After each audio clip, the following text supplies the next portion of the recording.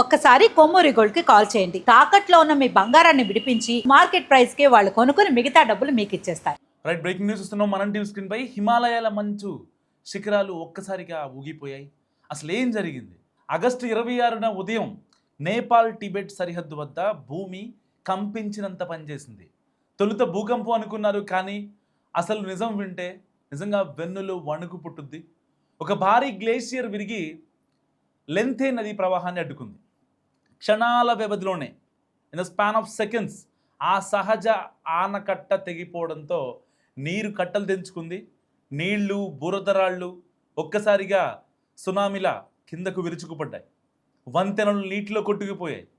Army హెలికాప్టర్లు గాల్లో పటాపంచలై తిరుగుతుండడం, రోడ్లు పూర్తిగా తుడిచిపెట్టుపోవడం, ఇవన్నీ ఒక భయానక విజువల్స్ కనిపిస్తున్నాయి.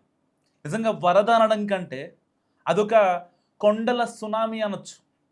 నేపాల్లోని రసువా డిస్టిక్ సరిహద్దు వద్ద ఉన్న రసువాగాడి చెక్ పోస్ట్, తిమురే గ్రామ ప్రాంతాలు మ్యాప్ నుంచే కనుమరుగైపోయాయి.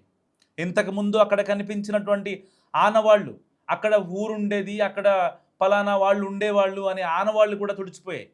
దాదాపుగా 30 అడుగుల హైట్ నుండి విడుచుకుపడిన బురద ప్రవాహం ఆర్మీ పోస్టులను, బహుళ అంతస్తులను, భవనాలను, వందలాది వాహనాలను ఎండుటాకుల్లా కట్టుకుపోయేలా చేస్తుంది.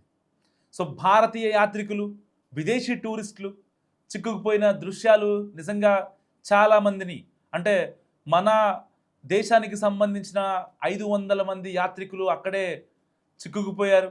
సో వాళ్ళు ఇప్పుడు బ్రతికి ఉన్నారా లేరా అనేది కూడా నిజంగా ఎవరు చెప్పలేని సిచ్యువేషన్. అలాగే ఆల్మోస్ట్ ఇటు ఆస్ట్రేలియా కావచ్చు, అమెరికా కావచ్చు, చైనా కావచ్చు, లేకపోతే యూకే కావచ్చు, ఇలాంటి కంట్రీస్ నుంచి చాలామంది టూరిస్టులు కూడా అక్కడ శవాల దిబ్బలుగా మారిపోయాయి. సో ఎవరు ఏంటి పరిస్థితి అనడానికి కూడా చాలా డిస్టర్బింగ్గా ఉన్నాయి విజువల్స్. సో ఇప్పటికే అక్కడ రెస్క్యూ టీం, సహాయక బృందాలు శవాలను వెలికి తీస్తున్నాయి. ఆ బురదలో నుంచి ఆ శవాలను వెలికి తీయడం నిజంగా అక్కడున్న వాళ్ళకి చాలా కష్టంగా మారింది. హృదయ విదారక దృశ్యాలు చూస్తుంటే అక్కడ ఉన్నటువంటి మున్సిపాలిటీ సిబ్బంది వాళ్ళ కళ్ళంట నీళ్ళు వస్తున్నాయి. సో ఈ విపత్తులో కేవలం ఇటు పర్యాటకులు, స్థానికులే కాదు, కైలాస మానస్ సరోవర్ యాత్రకు వెళ్ళిన వందలాది మంది ప్రపంచ యాత్రికులు కూడా ఉన్నారు. సో ఇక్కడ టూరిస్టులు వీళ్ళంతా సుడిగుండంలో చిక్కుకుపోయారు. మీరు గమనిస్తే అయితే ఆ గ్లేసియర్ వచ్చి ఒక్కసారిగా ఆ నదికి ఆనకట్టలా మారిన తర్వాత అక్కడ భూకంపం వచ్చిందని మొదట అయితే నేపాల్కి సంబంధించినటువంటి అధికారులు చెప్పారు. సో ప్రపంచవ్యాప్తంగా నిజంగా ఆ బొటైగోషి నది దగ్గర భూకంపం రావడం వల్ల, ఎందుకంటే ఆల్మోస్ట్ అక్కడ భూకంప తీవ్రత ఎక్కువగా ఉంటుంది. సో మన ఇండియాలో వచ్చినట్టుగా ఒక 3.5 4 రెక్టర్ స్కేల్ పై నమోదు కాదు, ఆల్మోస్ట్ 7 నమోదు అవుతుంది. సో అలాంటి సిచ్యువేషన్లో సో ఆల్మోస్ట్ అక్కడ గడిచిన సంవత్సరంలోనే 4 సార్లు భూకంపం రావడంతో అక్కడ భూమి పూర్తిగా కంపించింది. వచ్చిన గ్యాప్ కావచ్చు, ఆ భారీ ఆనకట్టుకి వచ్చిన పగుళ్ళు కావచ్చు. సో ఎప్పుడైతే ఈ యొక్క భారీ గ్లేసియర్ అనేది దానికి అడ్డుపడిందో ఇంకాస్త పెగిలింది.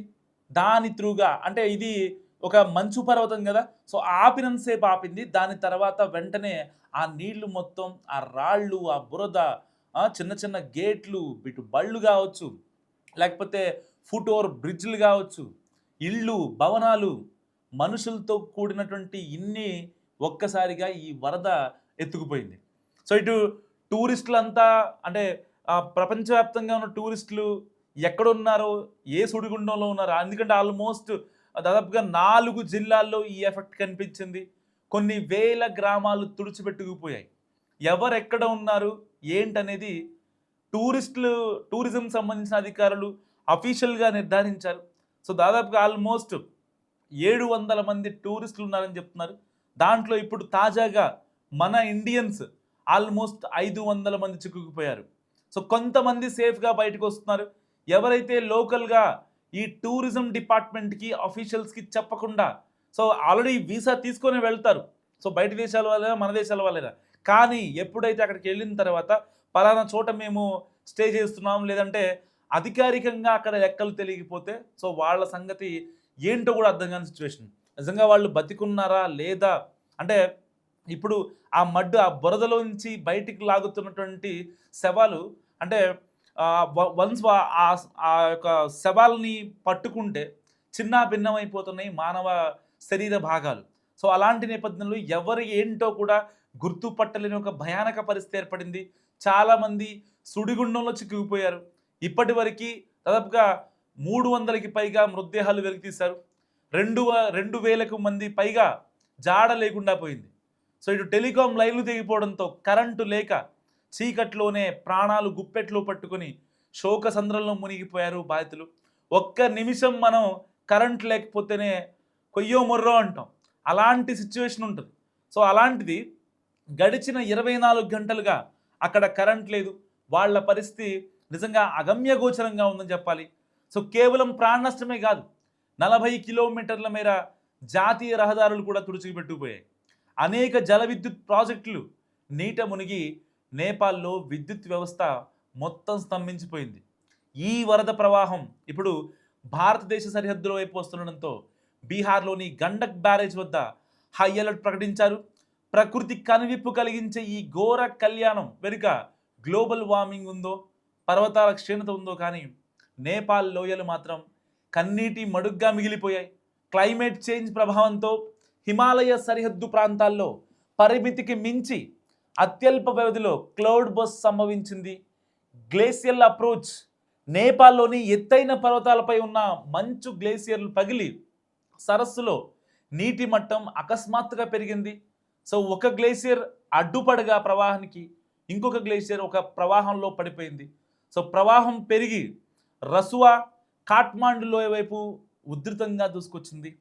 నేపాల్ లోయలో గతంలో వచ్చిన భూకంపాల వల్ల కొండ చెరువులు ఇప్పటికే బలహీనపడి ఉన్నాయి. సో ఈ తీవ్రమైన ప్రవాహానికి పర్వతాలలోని రసాయనాలు రాళ్ళు ఆ మట్టి బురద నీటితో కలిసి ప్రమాదకరమైన డెబ్రిస్ ఫ్లోగా మారాయి. కాట్మాండును అనుసంధానించే కీలకమైన హైవేలు, ఆ పర్వతాల మీదుగా ఉండే కాజ్వేలు, ప్రధాన వంతెనలు కొట్టుకుపోయి దాదాపుగా 50కి పైగా గ్రామాలు బాహ్య ప్రపంచంతో కనెక్టివిటీ కోల్పోయాయి, సంబంధాలు కోల్పోయాయి. త్రిశూలి మరియు ఇతర నదులపై ఉన్న జల విద్యుత్ కేంద్రాలు నీట మునిగిపోవడంతో దేశవ్యాప్తంగా విద్యుత్ సరఫరా మరియు కమ్యూనికేషన్ టవర్లు మొత్తం బంద్ అయిపోయాయి. వందలాది మంది కొట్టుకుపోగా అనేక మృతదేహాలు బురదలో పూడిపోయాయి. కైలాస మానస్ సరోవర్ యాత్రకు వెళ్ళిన భారతీయులతో పాటు స్థానిక తెగలు, అంతర్జాతీయ పర్యాటకులు కొండ చర్యల మధ్య చిక్కుకుపోయారు. సో నేపాల్ నుంచి వచ్చే ఉపనదులు పొంగిపొరలడంతో బీహార్లోని గండక్, కోసి బ్యారేజ్లకు నీటి ఒత్తిడి పెరిగి సరిహద్దు జిల్లాల్లో వరద హెచ్చరికలు జారీ అయ్యాయి. సో ఇంతటి పెను ప్రళయం నేపాల్లో జరిగింది. నేపాల్ టిబెట్ సరిహద్దు ప్రాంతంలో సంభవించిన ఆకస్మిక వరదలు, కొండ చర్యలు విరిగిపడి భారీ విధ్వంసం జరిగింది. బొటేకోసి నది ఉప్పొంగడంతో రసువా జిల్లాతో పాటు చాలా ప్రాంతాలు అంటే 3 జిల్లాలు, కొన్ని వేల గ్రామాలు తీవ్రంగా దెబ్బతిన్నాయి. ఇళ్ళు, రహదారులు, వంతెనలు వరద ప్రవాహంలో కొట్టుకుపోయాయి. విద్యుత్, మౌలిక వస్తువులు, జల విద్యుత్ ప్రాజెక్టులను భారీ నష్టం వాటిల్లింది. అధికారుల్లో చెప్తున్న దాని ప్రకారం ఆల్మోస్ట్ అంటే వాళ్ళు ఫైండ్ అవుట్ చేసినటువంటి డెడ్ బాడీల సంఖ్య 160కి పైగా చేరగా వందలాది మంది గల్లంతయ్యారు. అఫీషియల్గా వాళ్ళ దగ్గర ఉన్న డేటా ప్రకారం అంటే ప్రతి ఒక పక్క ఆల్రెడీ సహాయక చర్యలు కొనసాగుతున్నాయి. సో ఇలాంటి నేపథ్యంలో మృతుల సంఖ్య మరింత పెరిగే అవకాశం ఉంది. అండ్ ఇంకో విషయం ఏంటంటే ఇప్పుడు ఆల్రెడీ రెస్క్యూ ఆపరేషన్ కొనసాగుతుంది కాబట్టి సో ఊళ్ళల్లో ఎవరు మిస్ అయ్యారో అనే సర్వే కూడా ఇప్పుడు చేయలేరు. సో అది కొంచెం పాసిబుల్ కాదు. ఆల్మోస్ట్ అంటే అఫీషియల్గా బయట దేశాల వాళ్ళు టూరిజం డిపార్ట్మెంట్కి సంబంధించిన అఫీషియల్స్ కన్ఫర్మ్ చేస్తేనే వీళ్ళ డేటా కూడా తెలిసే అవకాశం ఉంది. లేదంటే వాళ్ళ దగ్గర వీళ్ళ డేటా కూడా లేకపోతే బయట నుంచి వచ్చిన వాళ్ళ డేటా వాళ్ళు కూడా కన్ఫర్మ్ చేయలేని పరిస్థితి. సో ఈ విపత్తులో భారతీయులు కూడా పెద్ద సంఖ్యలో చిక్కుకుంటాం నిజంగా బాధాకరం. తమిళనాడు, వెస్ట్ బెంగాల్, కేరళ, రాజస్థాన్, ఉత్తరప్రదేశ్ సహా పలు రాష్ట్రాలకు చెందిన పర్యాటకులు, యాత్రికులు ఆచూకీ కోసం ఇప్పటికే కుటుంబ సభ్యులు ఆందోళన చెందుతున్నారు. కైలాష్ మానస్ సరోవర్ యాత్రకు వెళ్ళిన పలువురు భారతీయులు, ప్రవాస భారతీయులు కూడా గల్లంతయ్యారు. అయితే వరదల కారణంగా కమ్యూనికేషన్ వ్యవస్థలు దెబ్బతినడంతో ఇంకా పూర్తి వివరాలు అనేవి అందుబాటులో రాలేని పరిస్థితి. సో ఇంకా అందుబాటులోకి వస్తే కనుక ఈ యొక్క అఫీషియల్స్ మళ్ళీ కన్ఫర్మ్ చేసే ఆప్షన్ కూడా ఉంది. సో తమిళనాడుకు చెందిన వాళ్ళు, వెస్ట్ బెంగాల్కి చెందిన వాళ్ళు చాలామంది ఆ యాత్రకు వెళ్ళి సో అక్కడే ఆ మడ్లో కలిసిపోయారు. సో ఇంతమంది ఒక్కసారిగా అంటే ఇలాంటి సిచ్యువేషన్ వస్తుందని నిజంగా ఎవరు ఎక్స్పెక్ట్ చేయలేదు. తొలుత దీన్ని ఒక భూకంపంగా అనుకున్నా, లేకపోతే తర్వాత చైనా ఏదో కావాలని దాడి చేసిందని అనుకున్నా, కానీ దాని వెనుక ఒక గ్లేసియర్, ఒక మంచు పర్వతం సో ఆ నదీ ప్రవాహం మీద పట్టం అండ్ దాని తర్వాత మరి ఆ ఉపరితల ఆవర్తనంలో భాగంగా ఆ యొక్క మంచు పర్వతం నదీ ప్రవాహం దానికి ఆ అడ్డుకట్టకి ఆనకట్ట మీద పట్టడంతో కాసేపటికే కరిగిపోవడం అండ్ ఆ అడ్డుగోడగా కాసేపు నిలిచినప్పటికీ ఎక్కువసేపు నిలవలేకపోవడంతో వెంటనే ఒక్కసారిగా ఆ యొక్క వరద మొత్తం సో ఆల్మోస్ట్ కొన్ని వేల గ్రామాలని తుడిచిపెట్టుకుపోయింది.